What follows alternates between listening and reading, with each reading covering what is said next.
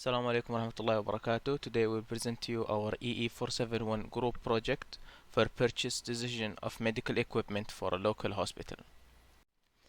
As biomedical engineers, it is important to understand and know how to analyze and select medical equipment based on specific specifications given by the hospital, such as in the biomedical engineering working environment where certain hospitals need to acquire certain devices, and the job of the biomedical engineer is to select certain devices based on hospital specifications such as the number of patients,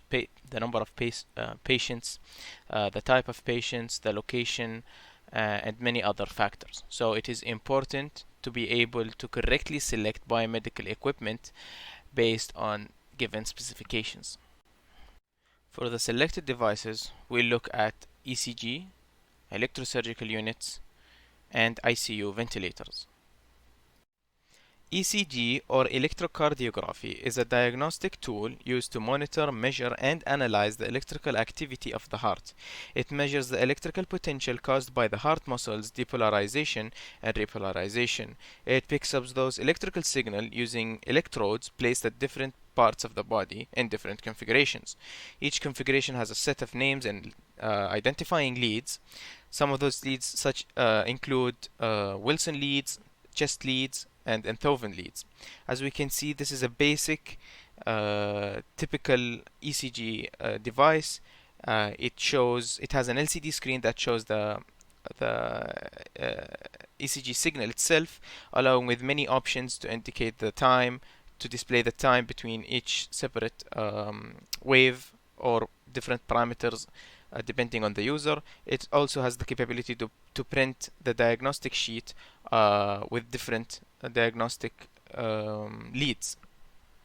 These are some of the specifications that are identified and need to be analyzed when acquiring ECG devices, such as the patient type that the ECG device can accommodate, including neonate or adults and so on, the configuration of the device itself, whether it is a movable or workstation on a cart or a handheld device, the sensitivity, the frequency range, the filtration, the available filtration in the device itself, the lead of detection to be able to detect whether the electrode is disconnected or loosely connected, the number of channels that is acquired by the device itself, the recording method, whether it is digital or analog, printed or can be transferred to other interfaces, the available measurements such as the heart rate, the T wave, the P wave, the QR complex, and so on, defibrillation protection, power requirements, how the ECG device itself is powered,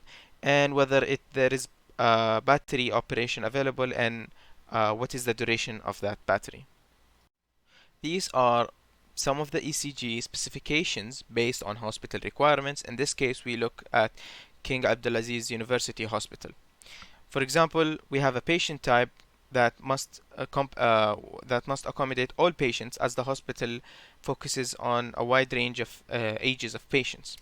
So the device itself must accommodate all types of patients. The device must be portable or movable, including desktop on a workstation on a movable cart, to be able to transfer it from room to room, as it's not cost effective to purchase ECG devices for each room.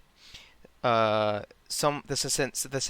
sensitivity, the frequency range, along with the filtration, are all standardized by the ECRI Institute.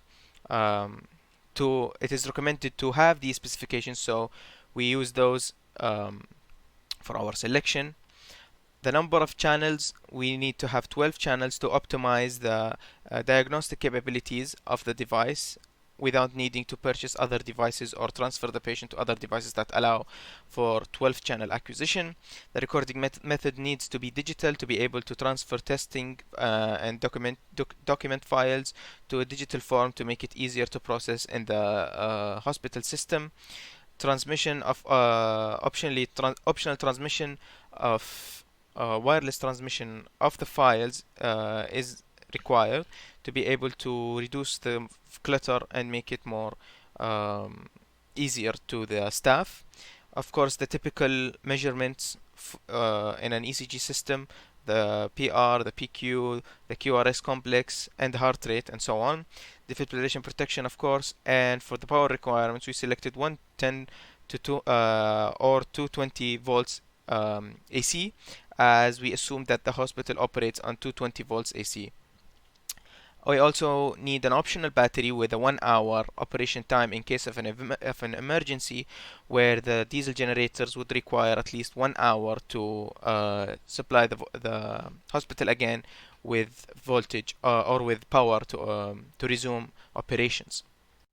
Here we created a vendor specification, which is a tender documentation of all the necessary specifications required by the vendors to be able to be available in our in the required ECG device. Next, we acquire the vendor list of all possible devices that can work with our hospital requirements.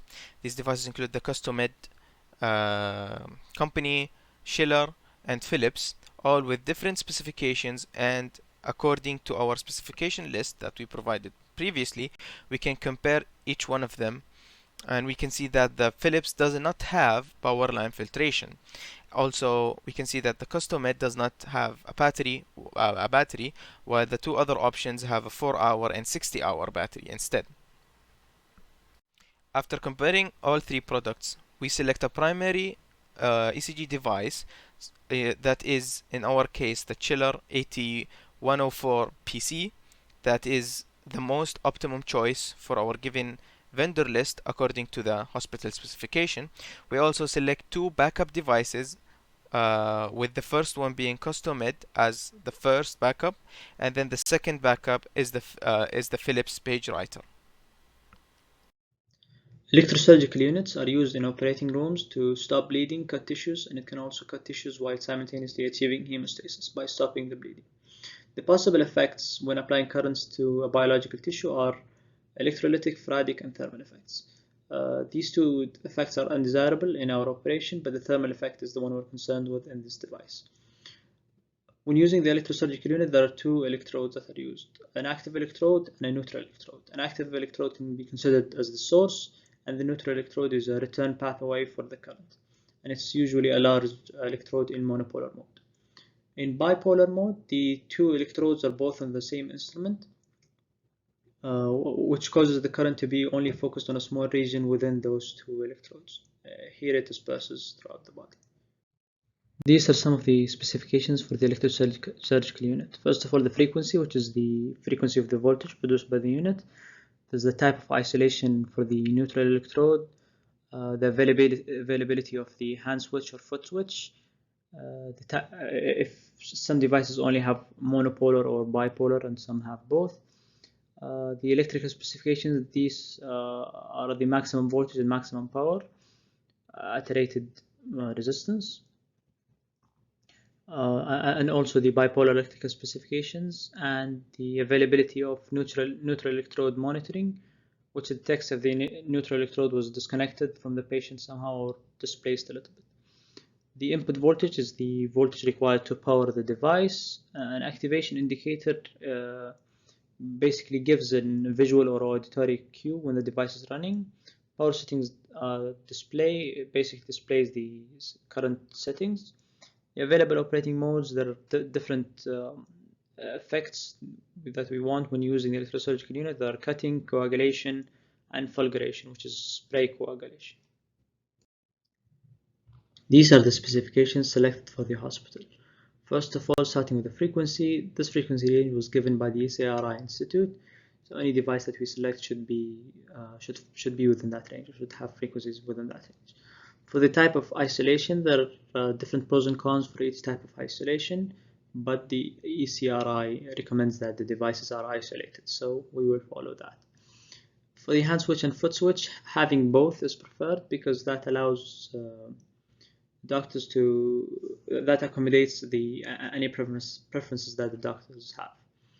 For the monopolar and bipolar modes, having both I think is best because different modes can be used for different effects, basically, because we can use something like monopolar for cutting and bipolar for coagulation. These are the electrical specifications recommended by the ECRI, so we should follow that. So the devices should follow those standards. For the neutral electrode monitoring, having that is very important because it reduces the risk of the electrode moving and then nobody in the operating room notices, and that could be dangerous to the patient. Having something like the return electrode contact quality monitoring, which disconnects the power when the electrode is moved. For the input voltage, it might be better to have something standard like 110 or 240 volts. 200 volts I think is preferred here in Saudi Arabia. For the activation indicator, having both visual and audible cues is best because it again reduces the risk of someone not noticing something, and it being clear by having both indicators is best. For the power settings, it's again best to have it displayed to be able to know the settings at all times. For the different operating modes, it's best to have, or it might be good enough to just have cutting coagulation and non-fulguration, which is spray coagulation.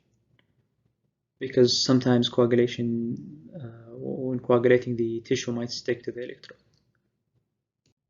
This is a tender document containing all the specifications required by the hospital. Here we compare some of the devices. As it can be seen, most devices satisfy most of the conditions, but none of them satisfy the fulguration operating mode while also satisfying the electrical specifications selected here. Because usually fulguration uses higher voltages, so any device that have fulguration usually does not satisfy the conditions selected by the ECRI for the maximum electrical specifications. These are the final selected devices. First of all, we have the TD850, the Endostat 3, the HF120. ICU ventilator is an equipment to compensate any breathing failure of a patient. Either the patient can totally or partially breathe. The mechanical ventilator compensates the failure in the respiratory control system or in the respiratory muscle, and it consists of main parts, which are breathing circuit system, control system, gas supply system, and monitoring and alarming system. All these subsystems integrated together to supply the suitable amount of gases to the patient and control the parameter which is suitable for the patient. These are the specifications of the ventilator. First one, control parameters, which are modifying or controlling certain parameters to perform certain function by the user, and also to know and get certain respiratory information. Ventilation modes, the operation modes that can be set by the user to support the compensate respiratory of the patient, and monitoring parameters, which is the parameter that can be monitored or tracked the status of the patient. Alarming related to the patient, any alarm due to the changes of the respiratory parameters of the patient, either high or low. Alarming related to the equipment, alarming indicate the changes in the operation of the equipment or a failure in some part. Patient type, the patient that the equipment can be used on. Compressed gases, the gases the ventilator supply. Pressure range, the pressure that deliver gases to the ventilator. Power, the required power to operate the equipment. And battery exists in the ventilator to in case of power cut or any need for, and the operating duration of the battery. Now these are specifications related to the hospital requirement. First, we have control parameters. We have several control parameters. As we see here, the user can control each parameter depending on the range of the parameter.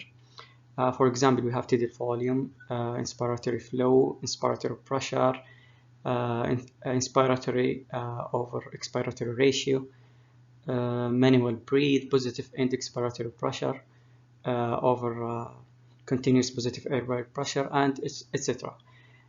In general, since the hospital receives many patients every day, it's better to provide various control parameters to facilitate the diagnostic or therapeutic process for the doctor, and also deliver the suitable therapeutic for the patient.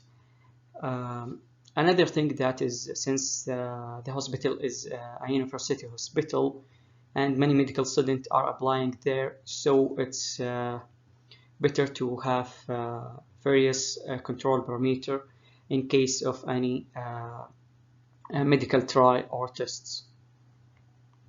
Here we have some ventilation modes for assist or control: volume breathe mode, or pressure breathe mode for synchronized intermittent mandatory ventilation, for example, volume breathe or pressure support. Also we have combination modes here. And since there are many patients who come to the hospital every day, so it's better to have a wide range of modes beside the basic mode of the ventilator to treat or support the respiratory system of the wide range of patients.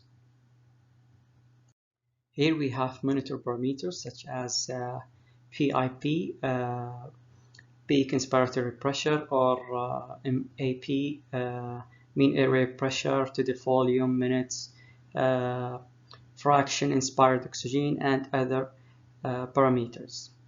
The monitor parameters give the information or give indication of the status of the patient to the doctor and help the doctors to give the patient the suitable respiratory support by controlling the control parameter. Alarming related to the patient. These are several parameters that could be give an alarm if it is value change, either high or low. So since there are many patients in the hospital and doctors might be less attentive to the parameter or the status of the patient, so it's better to have a wide range or many parameters that can be alarmed if any changes happened. Same thing here, but alarming related to the equipment. Here we have the alarming points such as gas supply failure or low battery or power failure to detect any failure of the equipment and ensure that the equipment operate properly and functional. And these are the other specifications due to the hospital requirements. Patient type, adult or pediatric, since there are many patients in the hospital.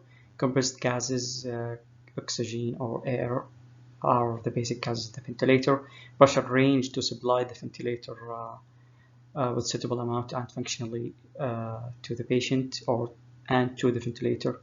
Power 240 volt to operate the ventilator well, and it's near to the voltage used by the hospital. Battery in case of using the ventilator in a place that have no power or during move the patient to another room or something like that. This is the suggested vendor specification list, and let's start with the control parameters. For example, here we have tidal volume from 50 to 800 milliliter, inspiratory flow from 3 to 180 liter every minute, inspiratory time 0 to 3 seconds, inspiratory expiratory ratio 1 to 4 to 4 to 1, fraction inspired oxygen 30 to 90%, exist of manual breathe, and other parameters. And here is the suggested ventilation modes to be in the ventilator. So we can notice it's better to have all the modes exist in the ventilator to cover a wide range of modes to support the respiratory system of many patients. And here the monitor parameter, it's better to have all the parameters to be monitored to track the patient status over the time. And here we have alarming related to the patient, and also it's better to have all the parameters to be alarmed if any change happens. And here also alarming related to the equipment in case of any failure or indication of anything happened during the operation of the equipment. It's better to have all the alarming due to these points. And for the other specification, patient type, adult and pediatric, compressed gases, oxygen, and air, pressure range from 35 to 65 psi, power 240 40 volts, and battery either it's external or internal battery, and lasts for 1 hour at least or more. So here we have 3 ventilators, which are G Healthcare Detix Omega Extron Care Station, and the second one is Draeger FT2 Dora, and the third one is Hamilton Medical G5. And let's start with the control parameter. For the tidal volume, almost all of them are in the same range or near to each other. Same thing for the inspiratory flow, and same thing for inspiratory pressure. We can see slight different in Draeger, which is from 0 to 80, and almost the G Healthcare ventilator and G5 are almost around up to 100. For the respiratory rate, we can notice that Draeger and G5 are almost near to each other, and the G Healthcare ventilator, it's from 3 to 120, which is less than the other two by almost 3 beats per minute. For the inspiratory time, we can see the difference between them. It's obvious difference.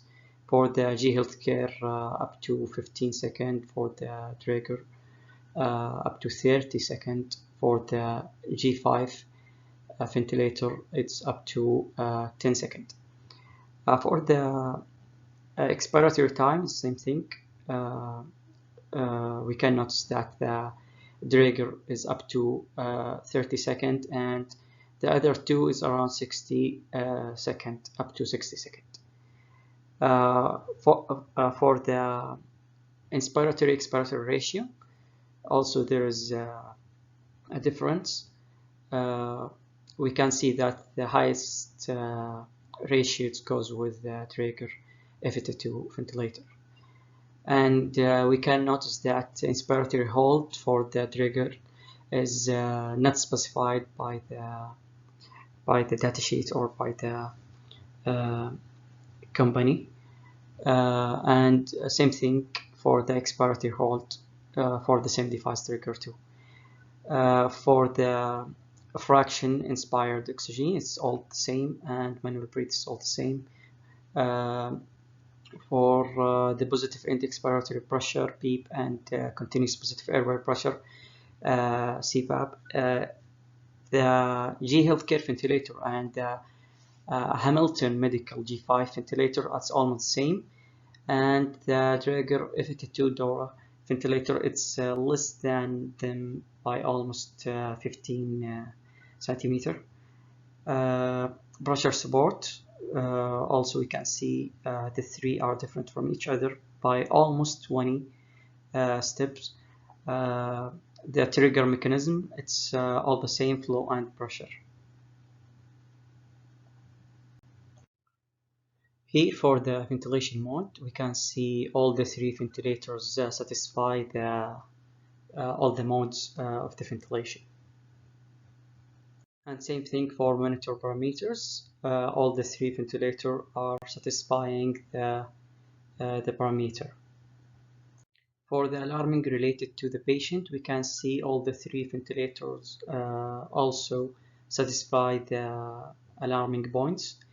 We can notice here in the inverse inspiratory expiratory, the Hamilton Medical G5 is not specified by the company, the parameter, and the breathing circuit disconnected parameter is not satisfied by the company also. For the alarming related to the equipment, we can see also all the alarming points are satisfied by the three ventilators. And for the other specification, for example, the patient type, we can see in all ventilators target the adult, pediatric, and neonatal, and compressed gases are oxygen and air. For the pressure range, we can see the difference between the three, but all as satisfy the pressure range suggested in the vendor list. For the power, we can notice also the same thing. All of them is less than or equal to 240 volt AC. For the battery, we can notice that the G Healthcare ventilator and Draeger ventilator their battery lasts for 2 hours, and for the G5 ventilator is last for 1 hour only. So after comparing the three ventilators, the final selection is as follow. The primary device is G Healthcare Detects Omega Extron Care Station, as seen in the picture, and the backup devices. First backup is Draeger Vita 2 Dora, and the second backup device is Hamilton Medical G Device.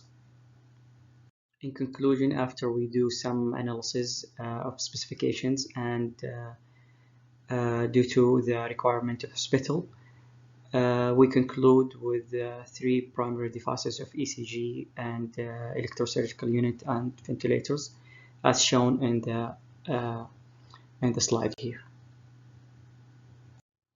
I hope you enjoyed this presentation. Thank you for your time.